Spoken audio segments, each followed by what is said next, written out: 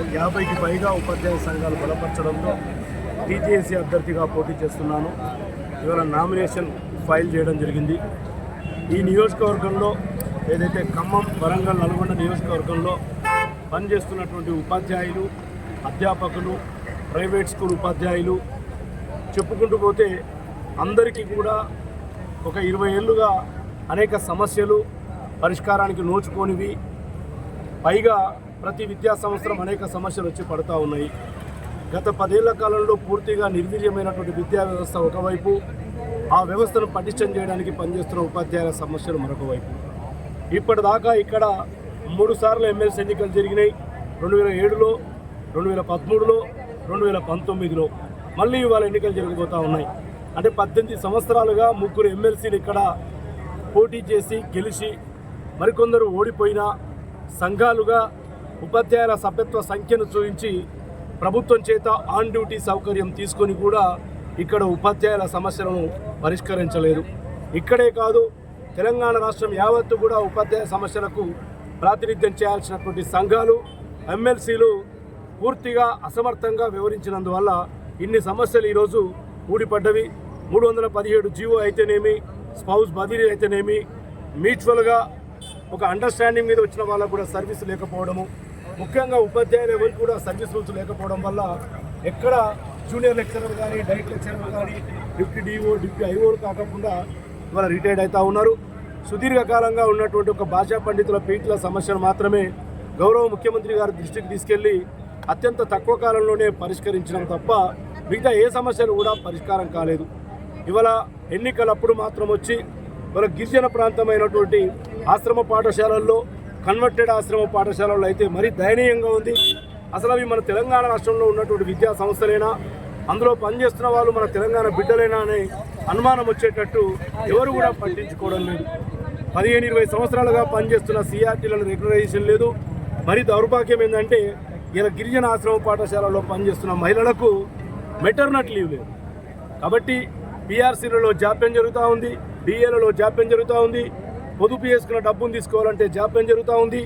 ఆసుపత్రి పాలై చికిత్స చేయించుకొని మళ్ళీ ఆ డబ్బును పొందుదామనుకుంటే కూడా సంవత్సరాలు నిరీక్షించాల్సి వస్తుంది. ఇవన్నిటికీ కారణం గతంలో ఉన్న ప్రభుత్వాన్ని ప్రశ్నించకపోవడం, పైగా ప్రస్తుతించడం, పాలాభిషేకాలు చేసి ఏ నిర్ణయం తీసుకున్నా దానికి చప్పట్లు కొట్టినటువంటి నాయకులే ఈరోజు మళ్ళీ ఎన్నికల్లో పోటీలో ఉన్నారు. నల్లగొండ, ఖమ్మం, వరంగల్ ఉపాధ్యాయ అధ్యాపకులారా ఒక్కసారి చూడండి, ఇవాళ పోటీలో ఉన్నటువంటి అభ్యర్థులందరినీ పరిశీలించండి. ఒకరు ప్రస్తుత ఎమ్మెల్సీ 6 ఏళ్ల నుంచి, మరొకరు 6 ఏళ్ల కిందట 6 ఏళ్ళు ఎమ్మెల్సీ, మరొకరు ఎమ్మెల్సీలను నిలబెట్టే ఒక సంఘానికి రాష్ట్ర అధ్యక్షుడు.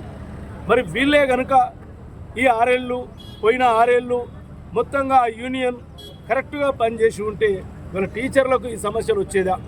గురుకులాల్లో చూస్తే 010 లేదు, మోడల్ స్కూళ్ళలో చూస్తే 010 లేదు, కస్తూర్బా ఎస్ఎస్ఏ ఎంప్లాయీస్కు పే స్కేల్స్ లేవు, మినిమంగా వాళ్ళకి హెల్త్ కార్డ్స్ కూడా లేవు. ఇలా గురుకులాల్లో హాస్టల్ వార్డెన్ లేక నైట్ డ్యూటీలు చేస్తూ ఉన్నారు. 010 లేదు, హెల్త్ కార్డ్స్ లేదు. టైం టేబుల్ కూడా వీళ్ళందరూ చూస్తుండగానే 9 నుంచి 8కి కుదించడం జరిగింది. అంటే ఉపాధ్యాయుల హక్కులతో పాటు వాళ్ళ ఆత్మాభిమానం కూడా దెబ్బతింటుంటే ఒక్క ఎమ్మెల్సీ కానీ, ఒక్క సంఘం కానీ, మరీ ముఖ్యంగా ఈరోజు పోటీలో ఉండి మేం ప్రధాన సంఘాలని చెప్పుకునే 2 సంఘాల అభ్యర్థులు కానీ, ఆ 2 సంఘాలలో ఒక సంఘం నుంచి గతంలో గెలిచి మాజీ అనిపించుకుంటున్న వ్యక్తి కానీ ఒక్కరోజు కూడా స్పందించలేదు కదా.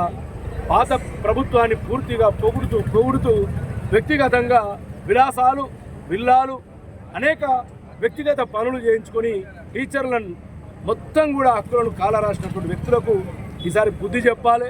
ఒక ఎజెండాతో వస్తున్న సర్వీస్ రూల్స్ ఇంప్లిమెంట్ చేసి దసరా నాటికి టీచర్లందరూ కూడా JL, diet lecturer, deputy DO, deputy IO, MEO పోస్టులు వచ్చేటట్టు 2003 డిఎస్సి వాళ్లకు న్యాయంగా కేంద్ర ప్రభుత్వం ఇచ్చినటువంటి 57/4, 57/5 జీవోలు ఈ ప్రభుత్వం అమలు చేసేటట్టు, అదే కాకుండా మొత్తంగా సిపిఎస్ను రద్దు చేసేటట్టు, గురుకులాల్లో, మోడల్ స్కూళ్ళల్లో 010తో పాటు హెల్త్ కార్డ్స్, ఇవాళ మోడల్ స్కూళ్ళల్లో 2వ బ్యాచ్ అయినటువంటి 2014 బ్యాచ్కు నోషనల్ ఇంక్రిమెంట్లు ఇప్పించేటట్టు, ఎస్ఎస్ఏ ఉద్యోగులందరికీ కస్తూర్బా గాంధీ వాళ్ళు కావచ్చు, మిగతా సిఆర్పి లాంటి వాళ్ళు కావచ్చు, వాళ్ళకు టైం స్కేల్ ఇప్పిస్తూ వాళ్ళకు ఆరోగ్య కార్డులతో పాటు ఇతర ఉద్యోగుల వలె సిఎల్స్ ఇప్పిస్తూ కస్తూర్బా గాంధీ స్కూళ్ళల్లో కేర్ టేకర్ నియమించడం, అదేవిధంగా గతంలో కాంగ్రెస్ పార్టీ ఉన్నప్పుడు నెలవారీ పదోన్నతులు ఉండే 32 జీవో ప్రకారం ఇవాళ ఆ జీవోను మళ్ళీ పునరుద్ధరింపజేస్తాము. అదేవిధంగా ప్రతి సంవత్సరం నిరుద్యోగుల జాబ్ క్యాలెండర్ ఎట్లయితుందో మనకు కూడా ఒక ట్రాన్స్ఫర్ క్యాలెండర్ ఉండాలని మేము ఎజెండాగా పెట్టుకున్నాం. వీటన్నింటితో పాటు చెప్పుకుంటూ పోతే ఎయిడెడ్ స్కూల్స్ వాళ్ళు ఉన్నారు, మోడల్ స్కూళ్ళల్లో అవుట్సోర్సింగు, అవర్లీ బేస్డ్ బ్యాచ్, వీళ్ళందరినీ కూడా గెస్ట్ ఫ్యాకల్టీలుగా, జూనియర్ కాలేజీ డిగ్రీ కాలేజీల్లో గెస్ట్ లెక్చరర్స్ ఉన్నారు, వాళ్ళకు కూడా ఉద్యోగ భద్రత వచ్చే విధంగా వాళ్ళను కూడా కాంట్రాక్ట్ పద్ధతిలోకి తీసుకురావడం. అనేక సమస్యలు ఉన్నాయి, వాటన్నిటిని కూడా క్షుణ్ణంగా పరిశీలించి క్రమ పద్ధతిలో ఒక ప్రణాళికయుక్తంగా అధికారుల చేత సాధ్యమయ్యేవి అధికారుల చేత, ప్రభుత్వం చేత సాధింపబడేవి ప్రభుత్వం చేత, శాసన మండలిలో అవసరమైతే తీర్మానాలు ప్రవేశపెట్టి శాసన మండలి నుంచి ప్రభుత్వానికి ఆదేశాలు ఇప్పించి పరిష్కరించే దశగా గతంలో మీకు తెలుసు 13 నెలల్లోనే భాషా పండితుల అప్గ్రేడేషన్ ఒకటి, టెట్టు లేకుండా పదోన్నతులు ఇప్పించడం ఒకటి, ఆగిపోయినటువంటి జోన్ 2 జిహెచ్ఎంల ప్రమోషన్లు 736 మందికి ఇప్పించడం ఒకటి, నెల 1వ తారీఖునే వేతనాలు వచ్చే విధంగా కృషి చేసినటువంటి గాలిరెడ్డి హర్షవర్ధన్ రెడ్డిగా ఖమ్మం, నల్గొండ, వరంగల్ ఉపాధ్యాయ అధ్యాపకులను వేడుకుంటున్నా. ఒక్కసారి నాకు అవకాశం ఇవ్వండి. అసమర్థులైన వారికి మళ్ళీ అవకాశం ఇచ్చి మీ హక్కులు పూర్తిగా నిర్వీర్యం చేసుకోవద్దు. విజ్ఞతతో మీ ఓటు మీకోసం మాత్రమే వినియోగించే నాలాంటి వ్యక్తికి అవకాశం ఇవ్వాల్సిందిగా చేతులెత్తి వినమ్రంగా ఈ జిల్లాల నియోజకవర్గ ఉపాధ్యాయులను అధ్యాపకులను వేడుకుంటున్నాను. Thank you.